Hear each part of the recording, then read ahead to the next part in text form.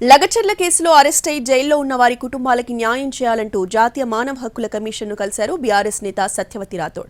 బాధిత కుటుంబ సభ్యులతో కలిసి వెళ్లి వినతి పత్రం అందించారు. ఇప్పటికీ సీఎం రేవంత్ రెడ్డి సోదరుడు బాధిత కుటుంబాలను బెదిరిస్తున్నాడని, మీ వాళ్ళింకా జైలు నుంచి బయటకి రారంటూ భయభ్రాంతులకు గురి చేస్తున్నారని అన్నారు సత్యవతి రాథోడ్. ఇప్పుడు ఇదంతా జరిగి వాళ్ళు జైల్లో ఉన్నారు, మిగతా మగవాళ్ళందరూ పారిపోయి ఉన్నారు.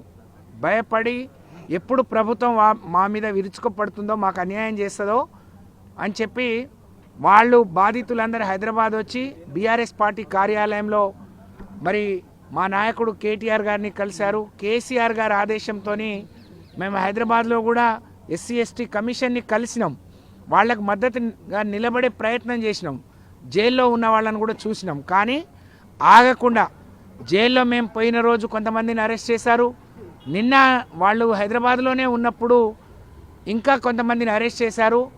రేవంత్ రెడ్డి గారి సొంత మరి బ్రదర్ వచ్చి తిరుపతి రెడ్డి గారు ఇప్పటికీ బెదిరిస్తున్నారు, మీ వాళ్ళు బయటికి రారు, మీ వాళ్ళు దేశం పట్టుకొని అట్లా అడుక్కో తినాల్సిందే, మీ భూములను మేము వదలము, అక్కడే ఫార్మా కంపెనీ వస్తుంది, మీ వాళ్ళందరికీ ఉరిశిక్షలు పడతాయి, మీరందరినీ ఆగమవుతారు అని చెప్పి బెదిరిస్తున్న క్రమంలో మాకు న్యాయం జరగాలంటే మరి ఢిల్లీలో కేవలం ఢిల్లీ మాత్రమే మమ్మల్ని దేశ రాజధాని కాబట్టి మమ్మల్ని కాపాడుతుంది అనే ఉద్దేశంతో మా గిరిజన ఆడపిల్లలు కొంతమంది భర్తలు జైల్లో ఉన్నారు, కొంతమంది కొడుకులు జైల్లో ఉన్నారు, కొంతమంది మనవాళ్ళు జైల్లో ఉన్నారు, మిగతా వాళ్ళందరూ పారిపోయినారు భయానికి. కాబట్టి వాళ్ళు వచ్చి మమ్మల్ని అడిగితే వాళ్ళని ఇక్కడికి తీసుకురావడం జరిగింది. ఇవాళ మానవ హక్కుల కమిషన్ని కలిసాం.